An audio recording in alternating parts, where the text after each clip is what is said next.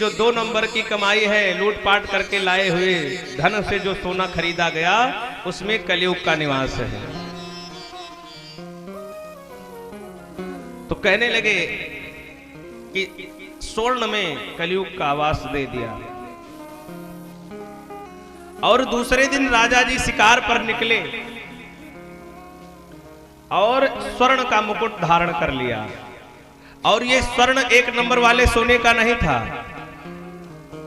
ये जो मुकुट पहने थे राजा जी, इन्होंने ही आज स्वर्ण में निवास दिया है और कल युद्ध में छीना हुआ मुकुट ला करके धारण कर लिया। कलयुग सवार हो गया। कहां इतने धर्मात्मा राजा, और जब सर पे कलयुग को सवार कर लिया, निकल पड़े जंगल में। शिकार खेलते खेलते काफी समय हो गया, प्यास लगी। देखा सामने एक ऋषि का आश्रम था। महात्मा जी तपस्या में लीन थे। महाराज परीक्षित पहुंचते हैं, संत जी को बुलाया कि महाराज जी जल पिला दीजिए। महाराज समीक तपस्या में लीन है। कलयुग का प्रभाव देखिए। परीक्षित के मन में आया कि मुझे लग रहा है कि ये बाबा ढोंग कर रहा है। यहां चक्रवर्ती सम्राट इसके घर के सामने खड़ा है, कुटिया के सामने खड़ा है, और ये जो है आंख बंद करके ये ढोंग कर रहा है। कलयुग के उस दुष्प्रभाव ने आज राजा की मति भ्रमित कर दी। देखा सामने एक तक्षक नाग का शव पड़ा हुआ है। वही शव उठाया और ले जाकर के समीक ऋषि के गले में डाल दिया और बुरा भला कह करके चल दी। यह दृश्य एक ऋषि का पुत्र देख रहा था, और समीक ऋषि के पुत्र कौशिकी नदी में स्नान कर रहे थे। वो बच्चा दौड़ते गया और समीक ऋषि जी के पुत्र श्रृंगी जी के पास दौड़ करके कहता है कि हे ऋषिवर, आपके पिता के गले में एक राजा ने मरा हुआ सर्प डाल दिया और बहुत गाली देते हुए, भला बुरा कहते हुए जा रहे हैं। समीक ऋषि के पुत्र श्री श्रृंगी जी ने जब इस प्रकार सुना, उसी कौशिकी नदी के जल को लेकर के श्राप दे दिया। इतलंघित मर्यादम तक्षकः सप्तमे हनि।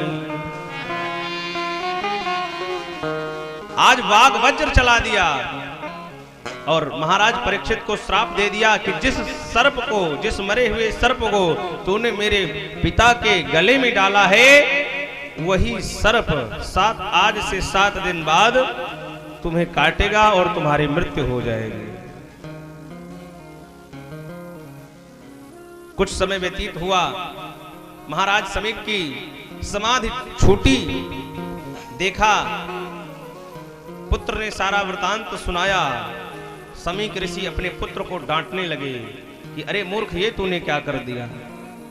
महाराज परीक्षित जैसा राजा न भूतो न भविष्यति, ऐसा राजा कोई होने वाला नहीं है, और तूने उन्हें श्राप दे दिया।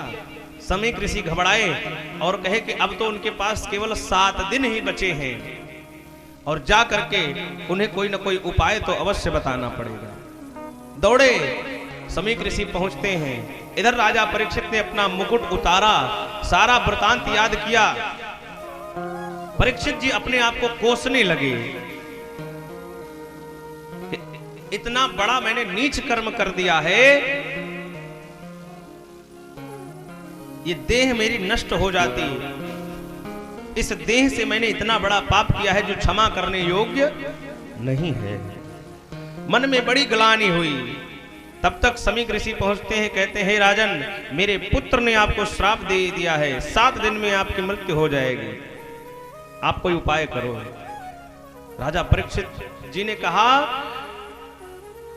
हे ऋषिवर, आपके पुत्र ने मुझे श्राप नहीं दिया है, मुझे तो उसने आशीर्वाद दिया है, उसने तो मुझे वरदान दे दिया है, मुझे तो एक क्षण भी यहां रुकना नहीं चाहिए था। मैं इस शरीर को 7 दिन तक कैसे धारण करूंगा? मैं खुद ये ग्लानि हुई हूं कि राजा परीक्षित ने इतना बड़ा अपराध एक संत का कर दिया है, मुझे तो एक क्षण भी नहीं जीने का हक है। आपके पुत्र ने तो मुझे वरदान दिया है। राजपाट छोड़ करके महाराज परीक्षित अपने पुत्र जन्मेजय को राज्य सौंप करके और गंगा जी के तट पर चल पड़ते हैं।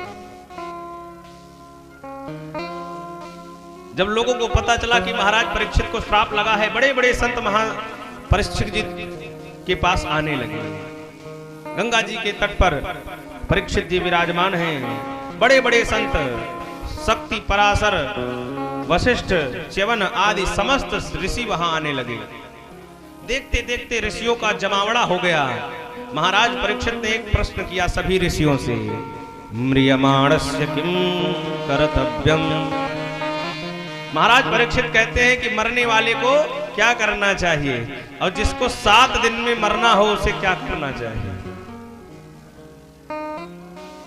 कोई ऋषि कहते हैं कि महाराज 7 दिन तो बड़ा कम है, 1 महीना होता, 1 पक्ष होता, 10 दिन होता तो कोई उपाय था।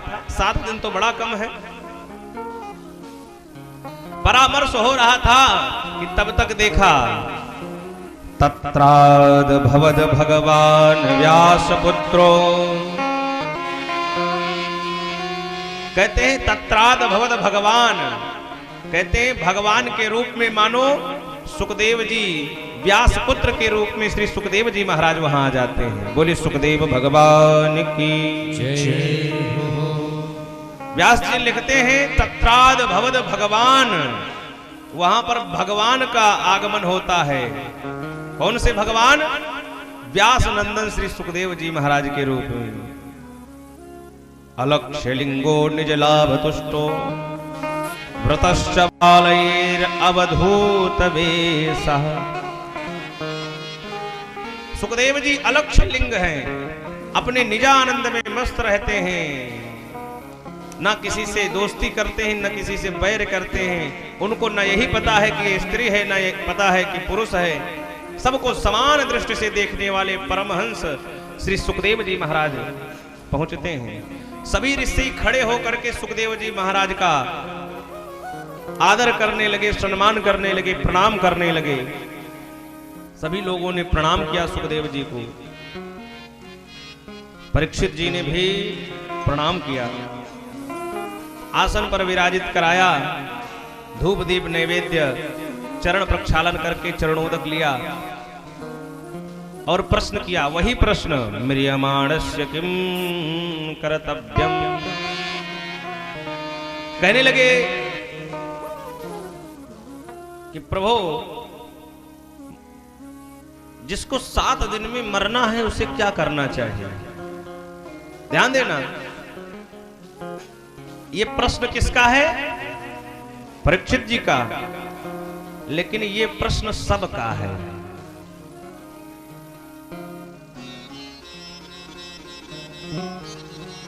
जिसको मरना है उसका ये प्रश्न है, और दुनिया में जो अमर होके आए हो उनके लिए नहीं है।